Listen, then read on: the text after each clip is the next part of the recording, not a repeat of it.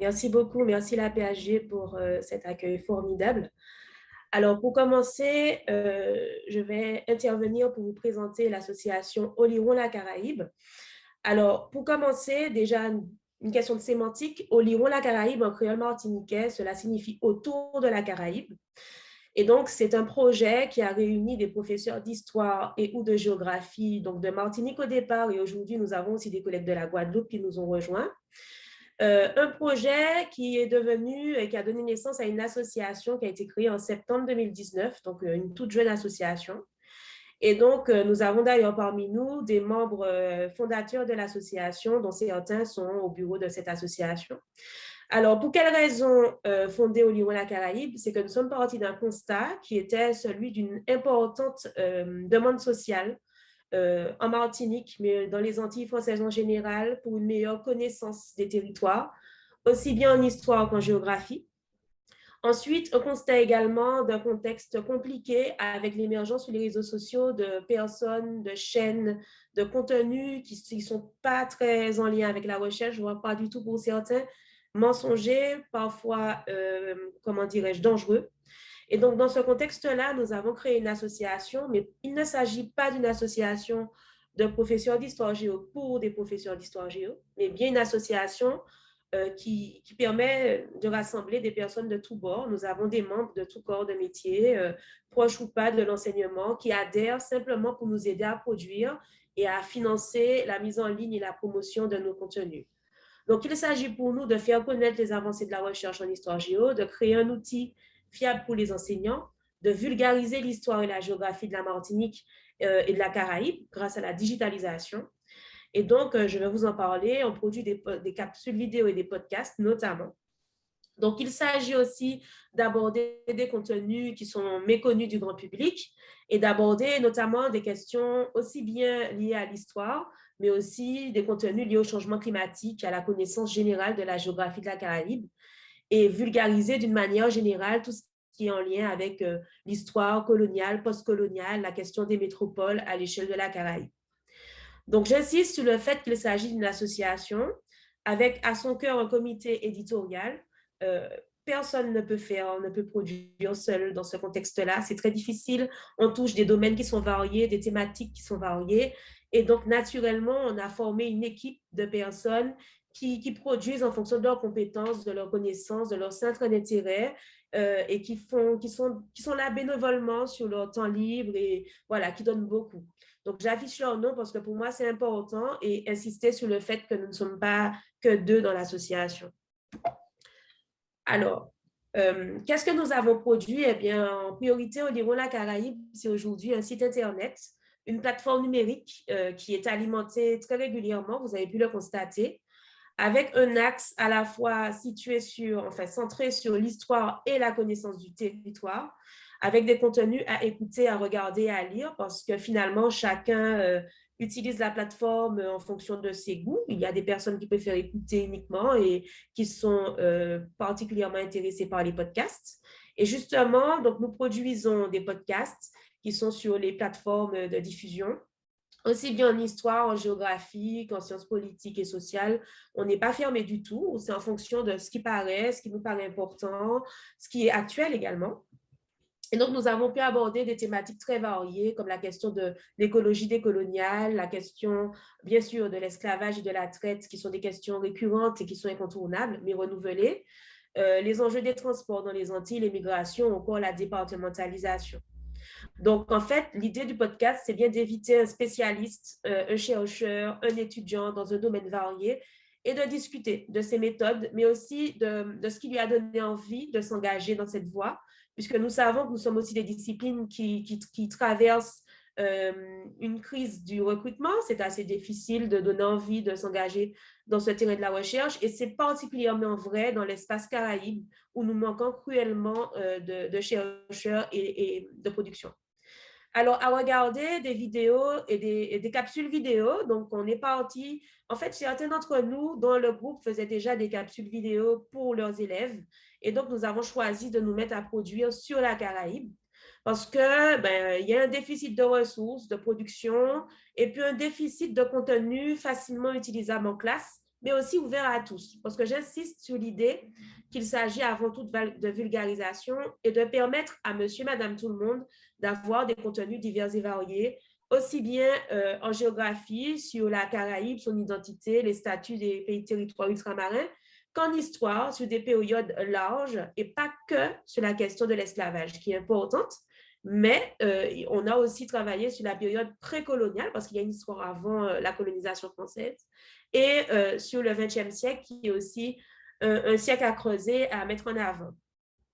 Alors, à lire des articles, des citations, des focus, voilà, nous avons produit des articles, quelques articles plutôt en réaction, en fonction d'éléments de l'actualité. Et d'ailleurs, vous avez vu sur la formidable bibliothèque d'Elisabeth Landy ici. Ensuite, et pour terminer, des événements. Alors, des événements, deux événements forts, j'ai envie de dire, deux événements qui nous caractérisent. Premièrement, l'Université Oléron-la-Caraïbe, qui en fait, en créole, cela signifie l'Université Oléron-la-Caraïbe. C'est une université populaire qui s'est tenue au mois d'avril dernier en visioconférence et qui a réuni plus de 250 participants.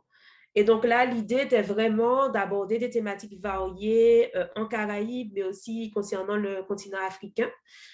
L'idée était aussi une participation pour nous permettre de voir plus grand, c'est-à-dire que ceux qui nous soutiennent, ceux qui participent, ceux qui adhèrent sont conscients qu'ils participent à financer des projets, tout simplement. Et puis, donc, grâce à ça, on a pu financer une émission, le démo de 4 paroles, qui s'est tenue le 16 mai dernier sur les abolitions d'esclavage. On a discuté de l'impact de la loi Taubira et des questions d'enseignement. Et grâce à tous ces éléments, cotisation, subvention, participation, nous allons lancer dans quelques jours un documentaire que nous avons financé avec ces participations, dédié à France Fanon. Fanon intemporelle, décoloniale et universelle. Et la forme que prendra sa diffusion dépendra de la suite des événements en Martinique.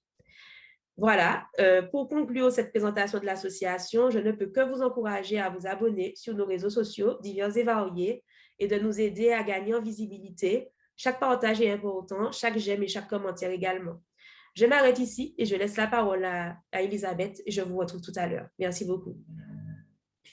Ok, alors bonsoir à tous, bonsoir à tous les collègues et à Madame l'inspecteur, puisque j'ai appris que Madame l'inspecteur était là. Et merci en tous les cas à la PHG d'avoir organisé, vous m'entendez? Tout va bien? Et merci à la PHG d'avoir organisé ce café virtuel sur ce thème qui ne va pas de soi et qui n'est peut-être pas évident à organiser.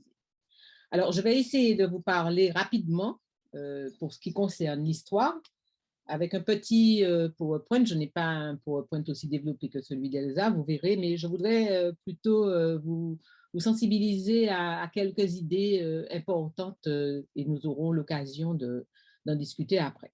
Alors, je voudrais partir de la situation actuelle dont vous entendez sûrement parler sur les médias nationaux, c'est-à-dire au départ une grève contre l'obligation vaccinale des soignants et contre le pass sanitaire pour les soignants, qui dégénère et qui a dégénéré, mais qui continue encore à dégénérer en crise sociale extrêmement profonde et extrêmement violente.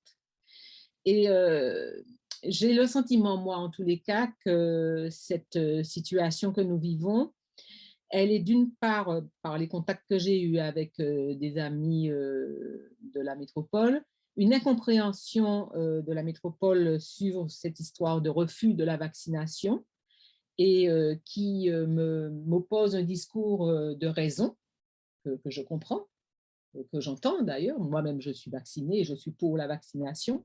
Mais, et en face, une population à majorité non vaccinée, puisque plus de 60% n'est pas vaccinée de la population, que ce soit guadeloupéenne ou martiniquaise, et qui oppose à ce discours de la raison un discours du ressentiment par rapport à la métropole, une demande de respect, une demande d'écoute et surtout une demande de reconnaissance. Et ce n'est pas pour opposer la raison à l'émotion, mais qui se situe plus dans un rapport affectif, plus que dans un rapport d'une raison sachante. à partir de là, pourquoi je vous dis cela? Parce que depuis que je suis adolescente, j'ai toujours eu l'impression, alors ça a diminué, mais j'ai toujours eu l'impression que nous ne partageons pas de chaque côté de l'Atlantique les mêmes émotions ou les mêmes événements qui provoquaient les mêmes émotions, mis à part les grands événements comme par exemple les élections présidentielles ou de grands événements qui ont lieu en France.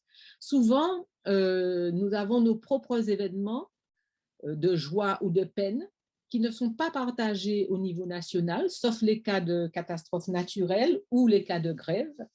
Et nous éloignons de plus en plus. Et on a l'impression que la seule relation que l'on a avec la France hexagonale est une relation avec l'État et donc les ministres, et non pas avec le peuple français. Ou alors une relation avec les médias interposés lors de moments de scoop, donc cyclone, tremblement de terre ou malaise ou crise sociale grave. De cette situation, nous sommes aujourd'hui connectés au monde par le biais de la technologie moderne et nous arrivons à vivre peut-être des événements qui se passent aux États-Unis. Je me souviens de l'élection de Barack Obama qui a été vécue ici comme un événement qui nous touchait vraiment personnellement. Les gens ont passé la nuit à regarder les élections. Ou bien nous sommes connectés jour et nuit pour des matchs de football, que ce soit en France ou à l'international, mais que nous n'avons de moins en moins de liens. C'est assez paradoxal ce que je dis, hein, mais de moins en moins de liens avec les émotions du peuple français. Quand bien même nous voyageons beaucoup plus, nous avons plusieurs vols par jour, nous pouvons être en visioconférence en permanence avec un simple téléphone, nous pouvons nous appeler tous les jours. Ce n'est pas comme à l'époque où je faisais mes études où il fallait faire la queue à l'internat pour appeler ma mère, ce n'était pas du tout ça. Aujourd'hui, on peut être en lien permanent et pour autant, j'ai le sentiment que nous avons une vie ici. Nous avons des joies et des peines ici et nous ne partageons pas, et les Français ne partagent pas non plus cette émotion ou ces émotions. Et je crois que l'école contribue aussi à nous éloigner les uns des autres parce que justement, il n'y a pas un récit intégrateur à l'école. Il n'y a pas un récit qui montre que nous avons participé de la même manière à la construction à partir d'un certain moment de l'histoire de la France et plus précisément de l'histoire de la République. Et je crois que, alors je n'incrimine personne et je ne suis surtout pas les professeurs, mais je crois qu'il y a, depuis le début de la colonisation de ces territoires, une mise à l'écart par l'État, une mise à distance par l'État qui fait que même si nous savons, parce que nous raisonnons, nous savons qu'il y a des liens indéfectibles, des liens très profonds, il n'empêche que officiellement, nous n'existons pas dans le regard de l'autre. Et donc, si je regarde les programmes scolaires, j'ai regardé un peu les programmes scolaires, je ne les connais pas aussi bien qu'Elsa, mais j'ai regardé en lycée. L'essentiel en histoire est mis, enfin l'essentiel, je dirais, la seule chose qui est enseignée, c'est la traite transatlantique, la traite négrière transatlantique, l'esclavage et l'abolition de 1848. Donc, les Antilles françaises et la Guyane aussi sont vues, premièrement, leur histoire est largement absente des programmes scolaires. Elle n'est abordée que sous l'angle de l'histoire dramatique ou de la géographie dramatique aussi. À la limite, nous avons une histoire propre, complètement différente de celle de la France, et qui est vouée à la domination donc, chronique à travers la traite négrière, la colonisation, et parfois, quand c'est possible, le déclassement économique, le sous-développement économique, mais j'ai l'impression que ça se voit plus en géographie.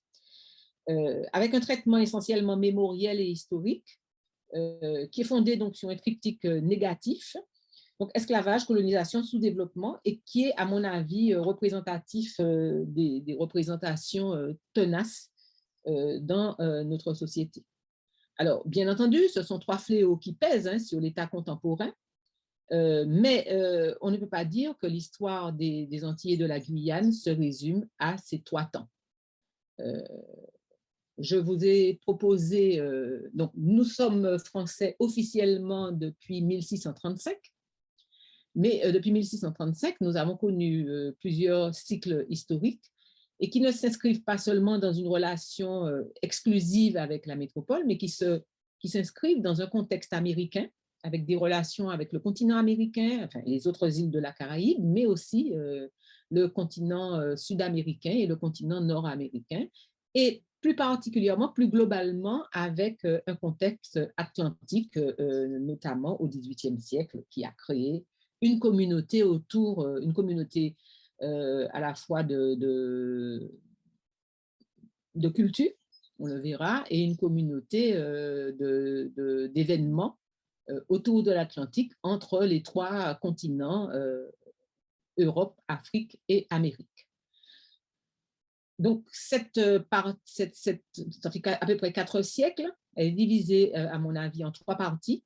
De 1635 à 1848, où c'est la société esclavagiste et l'économie de plantation qui domine, même s'il y a eu une abolition en 1794, mais on verra. De 1848 à 1946, où nous sommes dans une situation paradoxale tout à fait étonnante dans le monde colonial français, puisque nous sommes devenus des citoyens français à part entière, enfin les hommes évidemment, pas les femmes, mais nous demeurons dans un statut de colonie tout en étant en république, sauf la parenthèse évidemment du Second Empire. Donc nous avons une citoyenneté paradoxale, une citoyenneté, les hommes peuvent voter, les esclaves sont devenus, j'allais dire presque entre guillemets, presque du jour au lendemain, ils sont devenus des citoyens libres et avec le droit de vote, ce qui ne s'est pas passé dans les autres îles de la Caraïbe ou ce qui ne s'est pas passé du tout aux États-Unis ou au Brésil.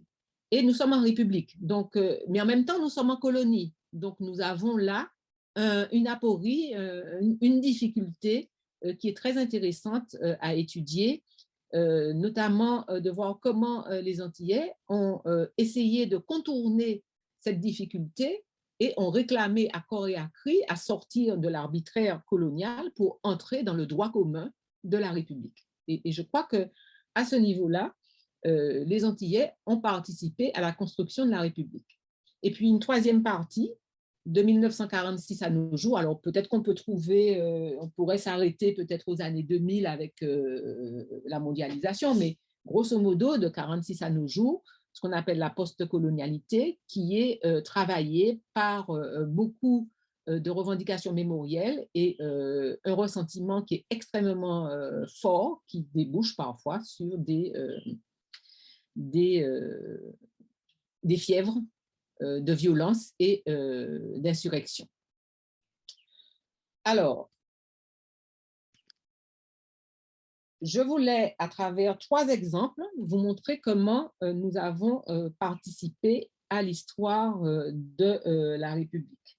Et surtout, dire que ce déficit de représentation positive qui s'appuie sur une lecture plutôt pessimiste de nos relations, c'est cela qu'il convient de transformer à l'école à travers une vision plurielle, pas seulement d'événements historiques, mais à travers la richesse non seulement du patrimoine, mais la richesse de l'architecture, de la musique, de la mode, qui témoigne d'un dynamisme évident de ces territoires, et notamment toutes les problématiques qui sont liées au développement durable, à la gestion des territoires, à l'information numérique peuvent aussi être des exemples de dynamique et permettent aussi d'interroger les Européens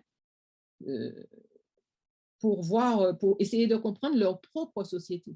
Parce qu'aujourd'hui, on ne peut plus fermer les yeux sur le fait que la société française, mais comme la société anglaise, comme la société belge ou d'autres, connaissent des migrations depuis des années. Et aujourd'hui, il y a une dépopulation qui ne se reconnaissent pas non plus dans ce qui est enseigné à l'école. Alors, donc, on va dire, je vais prendre ce premier exemple. C'est l'exemple de la destruction des statues de Victor Schœlcher l'année dernière, le 22 mai 2020. Alors, il faut savoir que le 22 mai 2020, c'est la date de commémoration de l'abolition de l'esclavage à la Martinique. Il y a en France 6 dates de commémoration d'abolition de l'esclavage. 4 pour la Guadeloupe, la Martinique, la Guyane et la Réunion, et 2 en France. Alors déjà, c'est intéressant de se poser ces questions-là. Et donc, le jour de l'abolition, de la commémoration de l'abolition de l'esclavage en Martinique, le 22 mai, un groupe de, on va dire, plutôt de jeunes, se réclamant d'un slogan, d'un drapeau qui serait le drapeau martiniquais rouge, vert, noir, ont vandalisé, ont détruit la statue de Victor Schœlcher qui se trouvait dans un petit square qui s'appelle le square Légitime Défense devant l'ancien palais de justice. C'est un ancien palais de justice qui a été transformé en centre culturel et parce qu'il y a eu un nouveau palais de justice qui a été construit. Cette destruction de la statue vient revendiquer une nouvelle écriture de l'histoire de l'abolition de l'esclavage.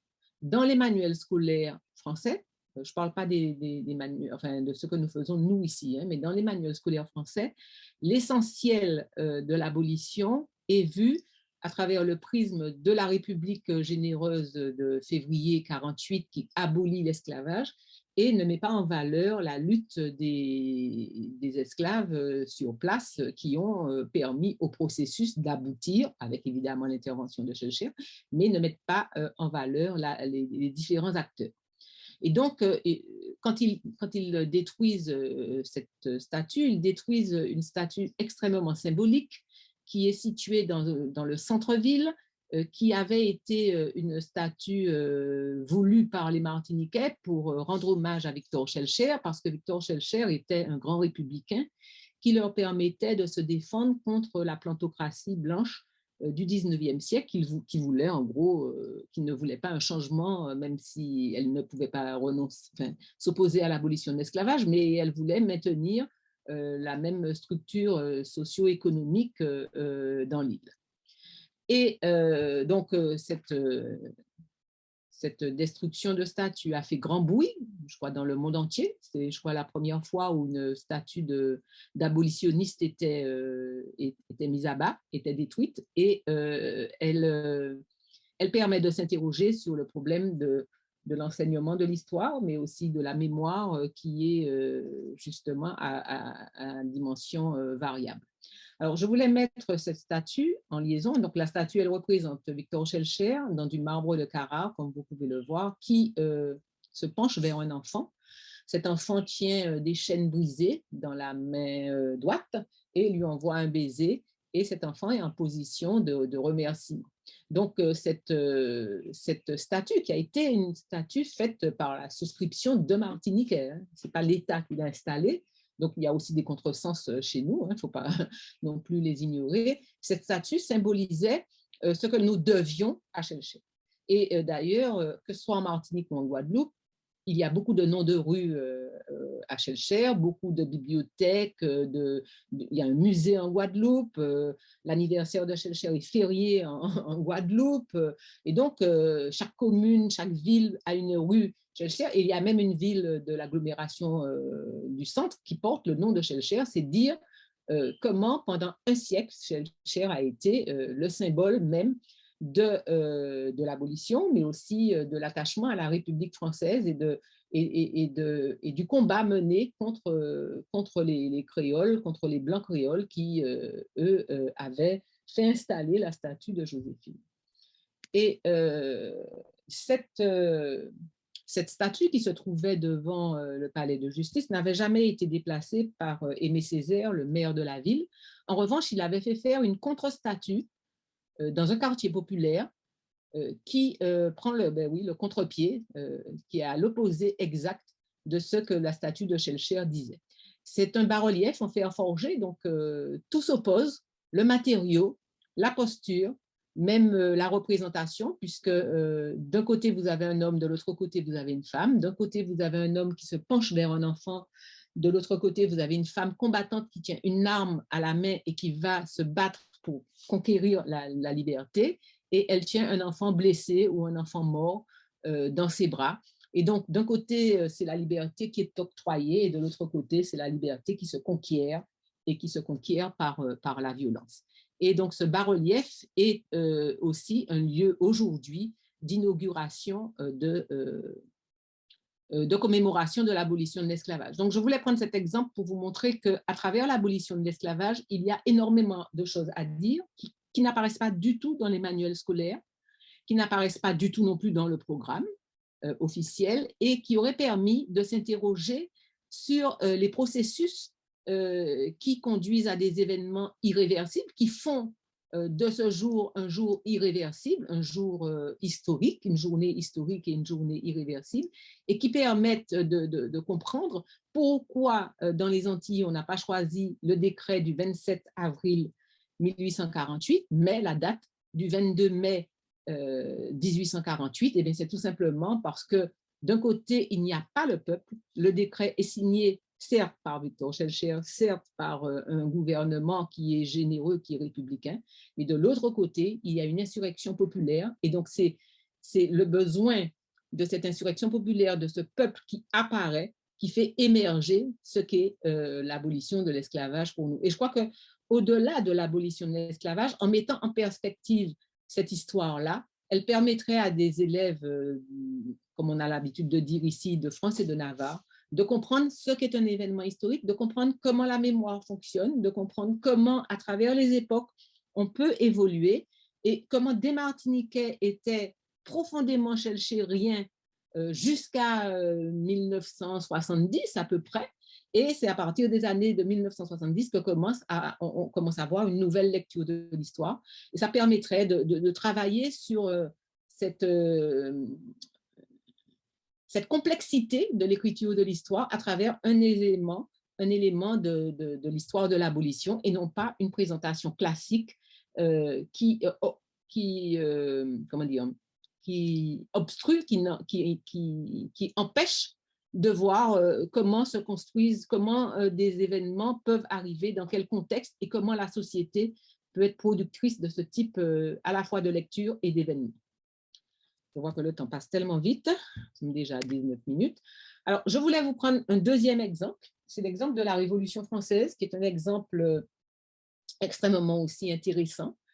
Alors, depuis les nouveaux programmes, j'ai constaté que la première abolition apparaît dans les nouveaux manuels de lycée. Elle apparaît aussi, la Révolution française aux Antilles, je veux dire. Elle apparaît aussi dans les programmes de lycée professionnel, mais c'est toujours, comment dire, une lecture dans un lien qui serait un lien simpliste entre la Révolution française et la Révolution aux Antilles. Alors que si on commence à regarder comment ça s'est passé dans le bassin Caraïbe, comment ça s'est passé au moins sur les 3 territoires français, la Guadeloupe, la Martinique et Saint-Domingue, on a une lecture beaucoup plus riche à la fois de la Révolution française, mais aussi des liens qu'il y avait avec les États-Unis, des liens qu'il y avait avec Saint-Domingue et les autres puissances comme l'Angleterre et l'Espagne dans le bassin Caraïbe. Et du coup, on peut faire les élèves travailler sur les 3 types de révolutions, puisqu'on trouve dans les Antilles en même temps une révolution blanche en Martinique, puisque la République n'arrive pas à s'installer. Les colons blancs ont passé un contrat avec l'Angleterre pour le maintien de l'esclavage, et donc la Martinique passera aux mains des Anglais, et ce seront les colons blancs qui vont maintenir leur domination et l'esclavage continuera. Alors qu'à la Guadeloupe, les troupes révolutionnaires de 93 vont réussir à mater les troupes coloniales, les troupes, on va dire, pour le maintien de l'esclavage, et la Guadeloupe va connaître 8 années de liberté. Donc, des gens qui étaient esclaves vont devenir libres, des gens vont naître libres, et ensuite ils vont être remis en esclavage, et les esclaves vont participer à une espèce, alors je vais appeler ça révolution jacobine, peut-être qu'on peut discuter sur le terme, mais les esclaves vont participer à une forme de terreur jacobine qui va s'installer en Guadeloupe, puisque la guillotine traverse l'Atlantique, et vont ramener tous ceux qui avaient collaboré avec tous ceux qui étaient royalistes ou qui voulaient le maintien de l'ancien régime, vont amener ces gens aux forces républicaines menées par Victor Hugues avec le drapeau tricolore en tête.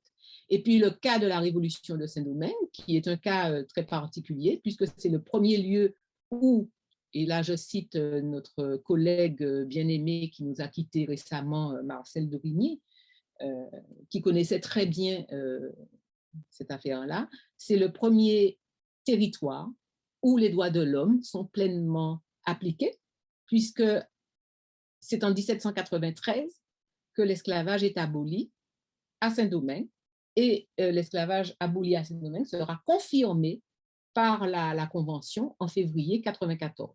Et donc, on a l'habitude de citer les États-Unis. Les États-Unis ont certes fait une guerre d'indépendance, une révolution anticoloniale, mais n'ont pas aboli l'esclavage. Et la France, la révolution de 89, n'a pas non plus aboli l'esclavage. Donc, c'est à Saint-Domingue. Et les liens entre les îles étaient extrêmement forts, les liens aussi avec la Louisiane, avec Cuba, avec la Jamaïque. Et il est intéressant aussi d'étudier, par exemple, la première constitution qui voit le jour dans la zone Caraïbe, elle voit le jour à Saint-Domingue, c'est la constitution de 1801, qui s'inspire beaucoup de la constitution du consulat de Napoléon et qui va permettre à Toussaint Louverture de se poser et d'aller peut-être un peu trop loin au goût de Bonaparte, de Napoléon Bonaparte. Donc, voici un exemple qui permet de montrer comment, dans l'Atlantique, dans la Caraïbe, il y avait une conscience politique, une conscience citoyenne qui a abouti à des résultats différents. Et ça permet aussi de réfléchir sur comment un événement peut s'autonomiser et peut donner lieu à des résultats différents, malgré des ingrédients qui seraient assez comment dire, similaires, et comment la Caraïbe peut être un laboratoire d'expérience qu'elle a partagé pendant des années avec les pays qui bordent de l'Atlantique. Donc, ça me paraissait, l'exemple de la Révolution française, une autre manière de l'enseigner et qui montre que les Antilles ont participé aussi à cette construction du nouvel univers politique et du nouvel univers des droits de l'homme. Alors, je vais terminer sur la construction de la citoyenneté, qui est aussi un exemple qui pourrait traverser les programmes scolaires. Premièrement, la revendication de la citoyenneté, elle ne date pas aux Antilles de 1848, elle est beaucoup plus ancienne. Elle apparaît avec la Révolution française dans des textes. Nous avons des textes importants qui montrent que ce soit les esclaves ou les hommes de couleur libre, ou même certains blancs créoles, étaient tout à fait imprégnés de ce qu'on appelle entre guillemets la philosophie des Lumières. En tous les cas, c'était des notions et des concepts qui étaient partagés. Ensuite, l'expérience paradoxale de la citoyenneté en colonie, le fait de montrer qu'il y a là aussi une manière de devenir citoyen, ne serait-ce que par l'étude des registres d'individualité où on va donner un nom aux anciens esclaves qui vont non plus simplement avoir un matricule et un prénom, mais ils vont avoir un nom de famille avec toutes les complications des noms de famille, avec les stratégies qui sont mises en place, notamment par les femmes, pour revendiquer des noms pour toute la famille, donc qui vont attendre de se marier, le rôle du mariage dans la citoyenneté, et ne pas avoir une vision peut-être un peu simpliste de ça. Le fait que ce sont les Antillais, les citoyens antillais qui réclament, qui revendiquent à plusieurs reprises d'être des citoyens à part entière dans la République, en demandant leur participation aux 2 guerres mondiales, mais aussi le respect des droits sociaux qui étaient bafoués pour les ouvriers avec de grandes grèves, notamment en Martinique, une grève en 1901 que l'on va appeler le fourmi des Antilles. Je crois que c'est Jean Jaurès qui lui a donné ce nom-là. Et puis, comment, au moment de l'apogée de la colonisation, au moment où on étudie l'exposition coloniale de Vincennes en 1931, comment la République coloniale triomphante va se mettre en scène aux Antilles en commémorant le tricentenaire du rattachement des Antilles à la France, avec un bateau qui va arriver avec beaucoup d'artistes, des ministres, et comment la France coloniale, mais la République coloniale va se mettre en scène. Moi, ça me paraît intéressant de pouvoir réfléchir collectivement à ces moments qui ne nous concernent pas seulement, mais qui concernent aussi tous les Français. En 1949, nous devenons un département. Qu'est-ce que ça veut dire? Pourquoi? Comment? Et les espérances peut-être déçues qui nous amènent encore à aujourd'hui à cette revendication de reconnaissance. Alors, pour terminer, je crois que enseigner l'histoire des Antilles dans les programmes scolaires français, ce n'est pas seulement la traite négrière, l'esclavage et l'abolition. C'est, je crois, mettre en place un récit d'inclusion de l'histoire des sociétés et des peuples colonisés et des mémoires blessées, avec une grosse faute, il manque un E, je suis désolée. C'est un récit de reconnaissance. Et c'est parce que je crois que ces sociétés ont besoin de se parler. Elles ont participé à la construction de la République jusqu'à aujourd'hui. Et parce que je crois que les Antilles sont des laboratoires de la modernité politique. Nous sommes entrés en connexion au XVIe et XVIIe siècle, au moment où la modernité se construisait aussi en Europe. La première imprimerie est arrivée au Mexique au tout début du XVIe siècle. Et donc, nous avons participé de cette modernité européenne politique autour des droits de l'homme, autour de la notion de citoyenneté, autour de la racialisation, cela aussi, on pourrait en parler longtemps, et puis de l'immigration des années 60 avec la mise en place par l'État d'une filière d'immigration qui va s'appeler le Bumidum, qui, je crois, mérite d'être connu et qui explique la présence de nombreux Antillais dans la fonction publique d'État, notamment la RATP, les postes et les hôpitaux. Et donc, nous sommes, sans adhérer peut-être à la notion de créolisation, mais dans un monde connecté et mondialisé, nous sommes une forme d'explication et de possibilité de sortir d'un discours de déni ou d'un discours de méconnaissance pour aller vers un discours d'inclusion. Alors, j'ai la lourde tâche de passer après cette excellente intervention pour vous parler de géographie et de la question de l'enseignement des territoires ultramarins. Alors, je choisis personnellement une approche scientifique pour replacer la question de l'enseignement des territoires ultramarins dans le renouvellement de la géographie. Et ensuite, nous allons discuter des enjeux didactiques et de la manière dont on pourrait améliorer nos représentations et nos enseignements liés aux territoires ultramarins. Alors, rapidement, de quel territoire parle-t-on? Eh bien, on parle de territoires divers et variés en Amérique, dans l'océan Pacifique, dans l'océan Indien, aussi bien des Antilles françaises que de Saint-Pierre-et-Miquelon, par exemple, des territoires divers et variés au statut particulier, très divers, et qui aujourd'hui questionnent encore la question de la relation avec la France, comme on a pu le voir concernant l'actualité, notamment en Guadeloupe, où la question de l'autonomie semble revenir sur le devant de la scène.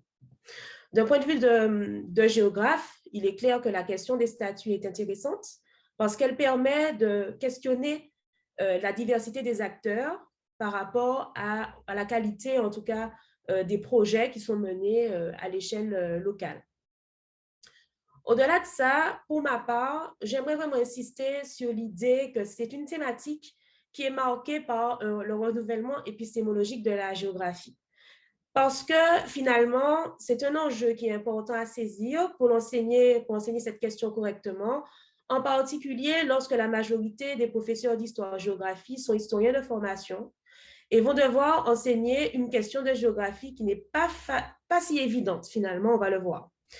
On rappelle que la géographie, c'est une science humaine qui étudie la Terre et permet de comprendre l'organisation spatiale des phénomènes physiques ou humains qui se manifestent et qui ont un impact sur notre environnement. La géographie, il faut le rappeler, s'est construite en tant que science au 19e siècle en France et elle est en grande partie liée à la construction de l'empire colonial français. Pour ces raisons, et parce qu'au moment où la géographie se construit, en tout cas au 19e siècle, la Martinique et beaucoup d'autres territoires sont des colonies françaises, la question de l'enseignement de la géographie pourra prendre des formes variées. Commençons d'abord par la discipline en elle-même. Pour commencer, il faut rappeler que la géographie a d'abord été exploratrice avec un rôle d'inventaire et de classement pendant l'entreprise coloniale, notamment en Afrique, alors qu'au moment où nous parlons, les territoires comme la Martinique et la Guadeloupe sont des anciennes colonies. Bien entendu, l'approche vidalienne de la géographie, qui va longtemps marquer la géographie française et permettre sa construction, elle est centrée sur l'étude des genres de vie, l'ensemble des formes matérielles d'existence de groupes sociaux adaptés à un milieu donné.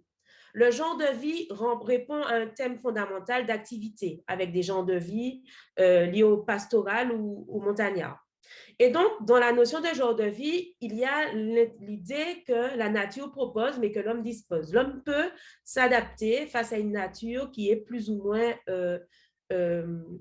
facile à adopter. C'est une approche qui serait intéressante, notamment au moment où cette géographie va permettre d'installer une approche, une étude des genres de vie en Martinique, dans les pays de la Caraïbe, mais aussi dans les colonies africaines. Pour continuer, et il faut insister sur l'émergence de la géographie tropicale après la Seconde Guerre mondiale, autour de Pierre Gouroux. Nous sommes en 1947.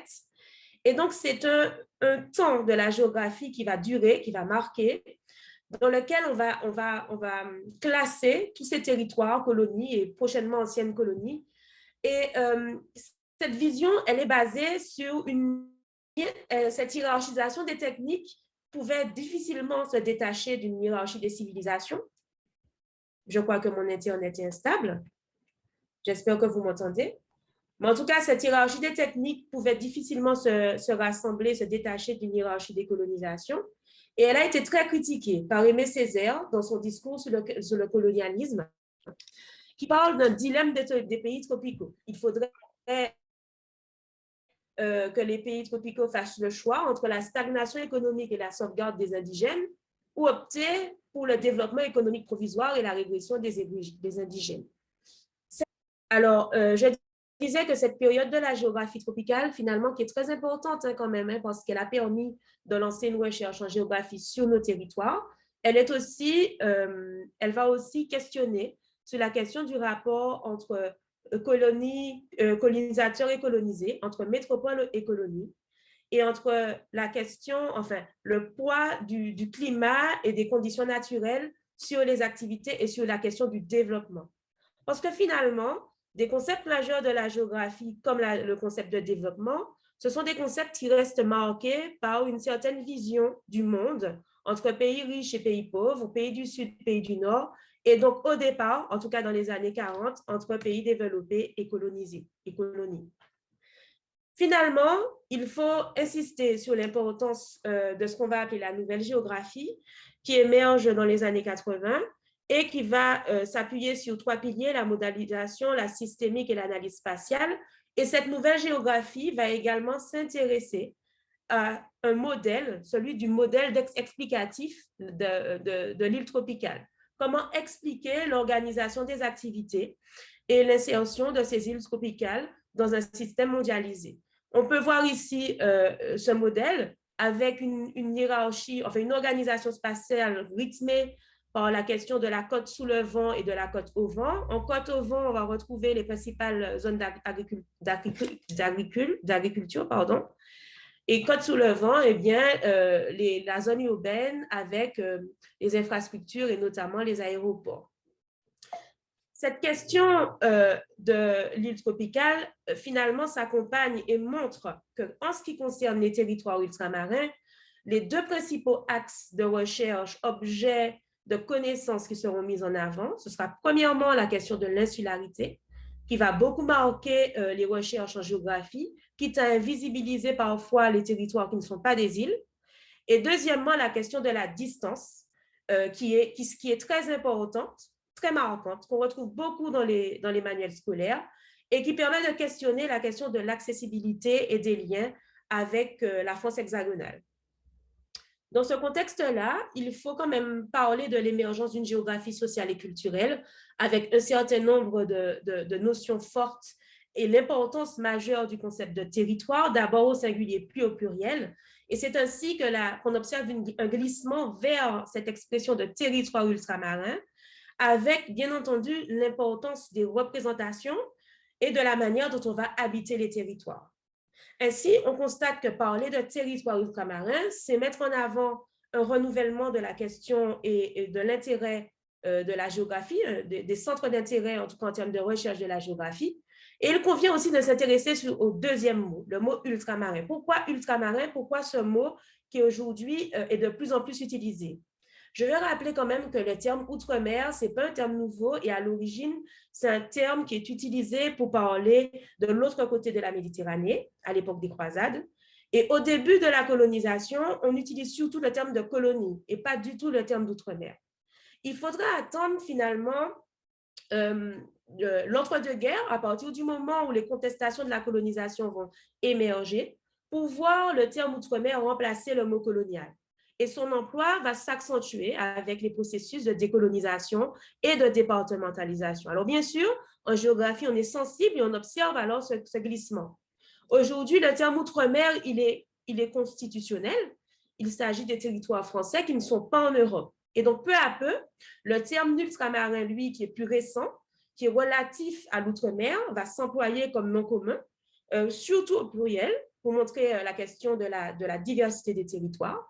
Mais c'est également une manière de remplacer un autre terme institutionnel qui, lui, est plus contesté, celui d'ultra-périphérique, dans le cadre de l'Union européenne, qui mettait davantage l'accent sur la question de la distance. Et donc, on y revient à cette question de distance. Tout à l'heure, Elisabeth parlait de 3 temps, esclavage, colonisation, sous-développement. Pour les territoires ultramarins, il faut quand même remarquer l'importance des 3 termes, insularité, distance et marge. Tout cela, en fait, dans un questionnement du rapport avec la dite métropole, et un mot dont il faut savoir qu'il n'est pas du tout anodin chez nous. Il est chargé d'une connotation. Et donc, finalement, quand on parle de métropole, à l'origine, c'était pour parler d'un lien de domination entre une métropole et une colonie. Donc, on a observé un changement, un glissement de sémantique entre colonie, outre-mer, ultramarin, je viens de l'expliquer. Et donc, dans le cas du mot métropole, on observe un maintien de l'usage de ce mot, y compris au plus haut sommet de l'État, y compris dans l'écriture des programmes eux-mêmes, un usage qui finalement s'inscrit dans cette logique centre-périphérie que l'on connaît bien en géographie, qui met l'accent sur la centralité de la France. Tout à l'heure, la carte que je vous ai montrée n'est pas anodine, elle insiste sur cette notion de centralité et met l'accent également sur la distance de ces territoires éclatés aux 4 coins de la planète. Et donc, du coup, ce qu'il faut désormais, et il est important de le dire et de l'intégrer, c'est que l'usage du mot métropole, il est encore répandu, mais il est chargé d'une connotation coloniale qu'il ne faut pas ignorer, en particulier lorsqu'on en parle quand on est géographiquement dans les territoires ultramarins. Ce n'est pas un mot anodin et il n'est pas toujours accepté. Il questionne sur la question il fait le lien avec la question des représentations, qui est importante au sein d'une géographie davantage sociale et culturelle. Et donc, en tant qu'enseignant, lorsqu'on enseigne ces questions, la vision que l'on veut transmettre, enfin, la manière de montrer les territoires et de les faire découvrir aux élèves repose sur des représentations qui sont plus ou moins justes, plus ou moins importantes et qui posent des enjeux didactiques. Quels enjeux? Selon moi, il faut éviter de superposer cette représentation, c'est-à-dire cette notion de métropole et de colonie, avec d'autres notions de la géographie. Bien sûr qu'il y a des notions, je le disais tout à l'heure pour la question du développement, qui sont directement finalement issues de cette manière de voir le monde. Mais c'est obsolète aujourd'hui, le monde a évolué. Et donc, du coup, le risque, ce serait de mettre en œuvre une géographie qui est marquée par une vision obsolète, réductrice des territoires ultramarins et de transmettre des stéréotypes. Et parfois, cette vision-là, elle naît d'une certaine simplification, une simplification qui n'est parfois pas volontaire, hein, qui est aussi liée et qui questionne avec l'idée, l'enjeu de la formation des professeurs. Est-ce que la formation des professeurs aujourd'hui permet d'enseigner correctement, sans simplifier, sans transmettre des stéréotypes? Ça, c'est une question qu'il faut aborder. Alors, de quelle simplification je parle? Première simplification, en fait, ce serait de voir les territoires ultramarins uniquement comme des éléments de la puissance française. On va réduire les territoires à des îles avec des points sur des continents, des relais militaires, très rapidement avant de revenir au cœur du chapitre qui serait autre chose et qui reviendrait sur la France hexagonale ou la France continentale. Deuxième simplification possible, les territoires ultramarins vus uniquement par le prisme de la distance et de l'éloignement. On en parlait tout à l'heure, c'est un champ de recherche qui est important, mais souvent, ça s'accompagne d'un discours qui est basé principalement sur des idées reçues et des représentations.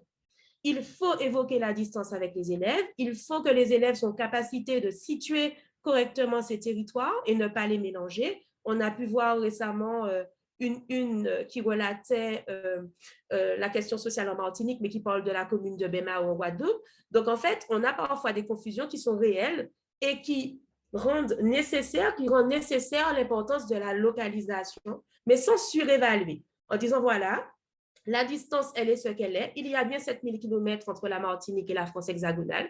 Mais aujourd'hui, en 2021, eh bien, il y a d'autres manières de limiter le poids des distances. Pour preuve, cette visioconférence que nous faisons ensemble. Et donc, finalement, les territoires ultramarins, troisième simplification, qui serait vue uniquement à travers l'idée de marge. Et on sait combien cette notion de marge est importante aujourd'hui en géographie, avec l'idée d'un territoire à l'écart, en retard, en bordure, en position de subordination par rapport à un centre dominant. Là où cette notion de marge est intéressante, c'est qu'elle ne se base pas, elle ne considère pas que la marge ne serait qu'en périphérie. Il y a bien des marges dans des centres-villes. Et donc, du coup, elle casse un peu cette idée de schéma, d'organisation d'un centre vers une périphérie plus éloignée.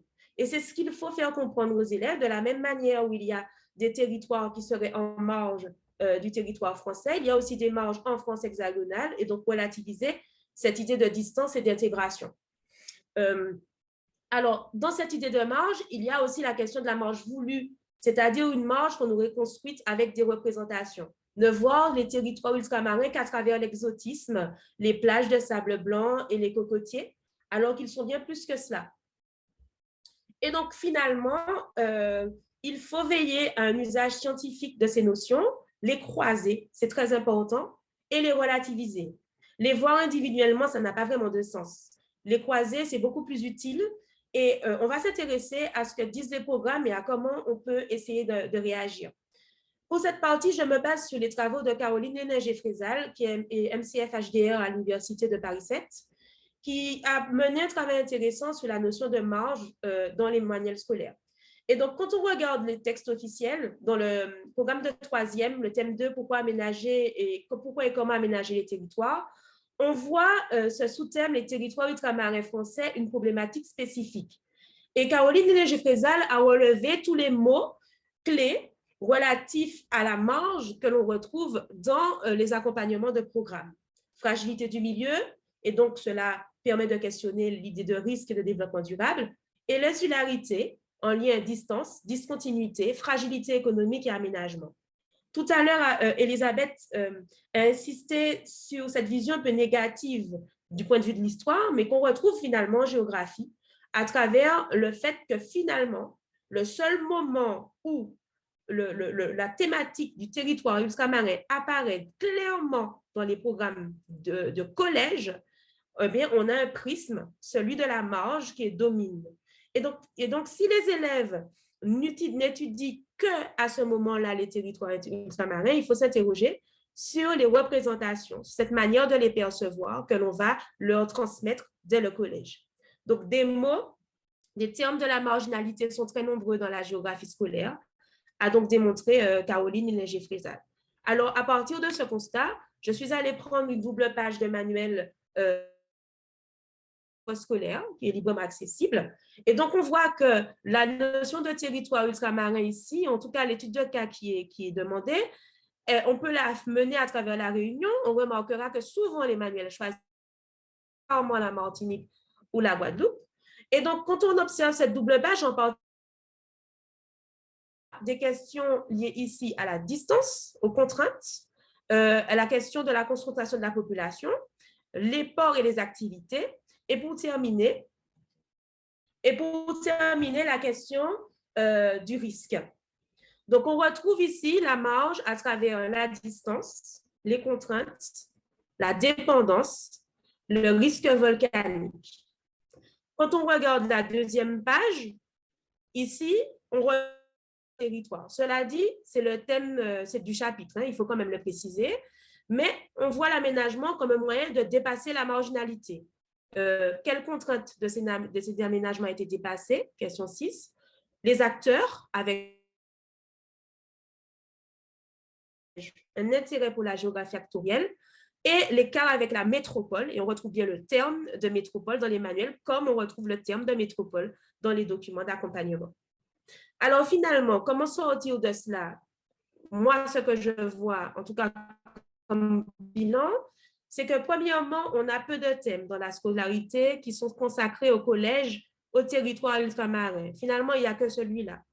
Deuxièmement, on a donc le risque de réduire les territoires ultramarins à une seule étude de cas. Donc, si elle n'est pas faite, c'est compliqué. Alors que les territoires ultramarins sont tous très différents finalement.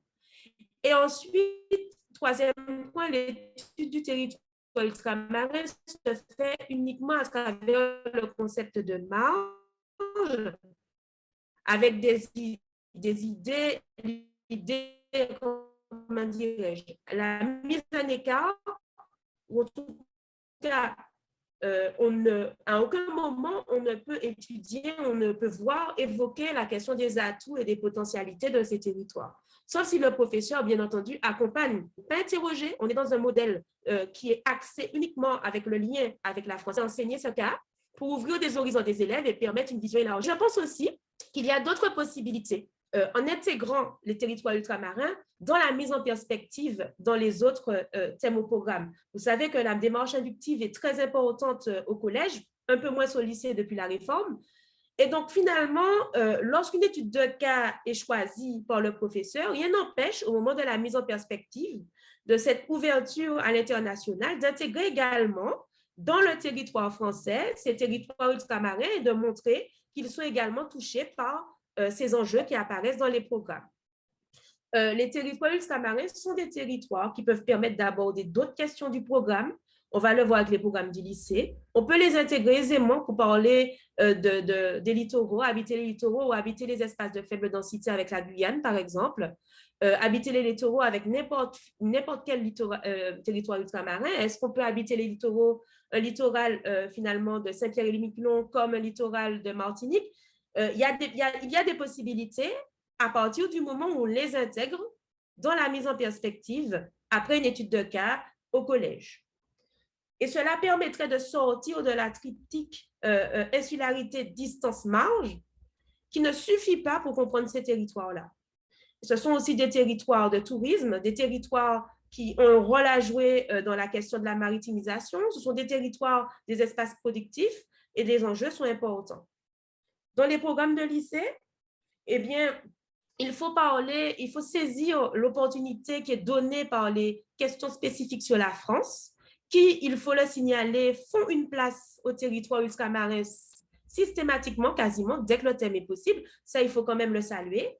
Et donc, finalement, très rapidement, on a des possibilités avec la question des risques volcaniques, sismiques ou cycloniques, avec quand même un point de vigilance. Il faut éviter de tomber dans le catastrophique, dans le catastrophisme, et il faudrait mobiliser davantage le concept de culture du risque, de montrer comment les populations s'adaptent au risque et pas uniquement les conséquences d'une vulnérabilité indépassable ou d'une catastrophe extraordinaire.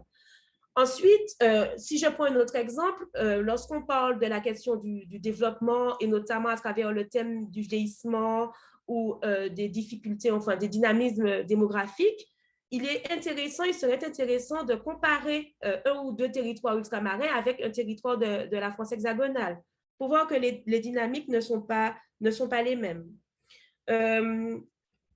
Ensuite, un autre cas, la question des mobilités touristiques, elle est intéressante en s'appuyant sur le bassin Caraïbe, qui est quand même le premier espace de tourisme de croisière au monde.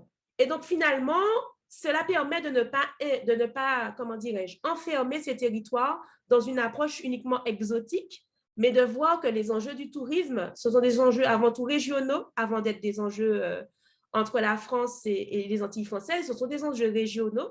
Et donc, il y a comment dirais-je, une importance du géant américain, foyer touristique majeur, qui finalement dynamise et intègre et régule la question du tourisme dans l'espace caraïbe. Donc, je pourrais continuer encore longtemps. J'ai d'autres éléments que je pourrais vous diffuser.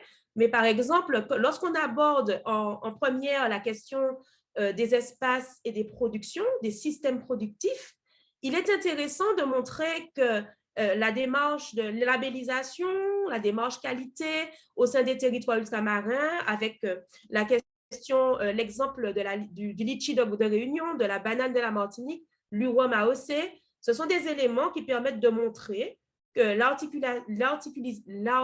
l'articulation entre la valorisation locale et une intégration qui est européenne, voire mondiale.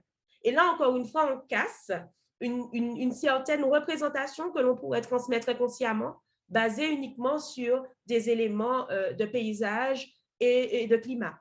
On montre également des acteurs divers et variés. Et bien sûr, la place des territoires ultramarins dans la puissance française est importante néanmoins.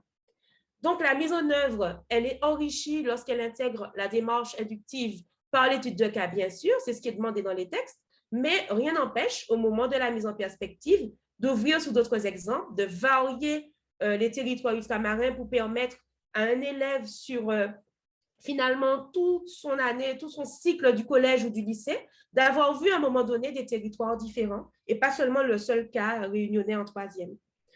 Il faut intégrer ces territoires à différentes thématiques pour éviter des simplifications.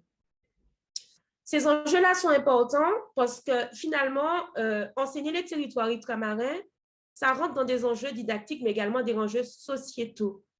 Ils doivent être insérés et mobilisés correctement dans ce que Pascal Clair appelle la culture scolaire, donc l'ensemble des savoirs et des représentations qui viennent de la sphère scolaire et qui participent à notre vision de voir le monde. Le professeur d'histoire-géographie, il doit permettre aux élèves de s'ouvrir au monde, mais également de bien connaître leur territoire, et donc le territoire français dans sa diversité et dans ce qu'il y a de plus large avec toutes ses facettes. Une autre notion de didactique qui est intéressante, c'est le paradigme de plein pied au monde qui a été formalisé par Nicole Tutio-Guillon en 2004.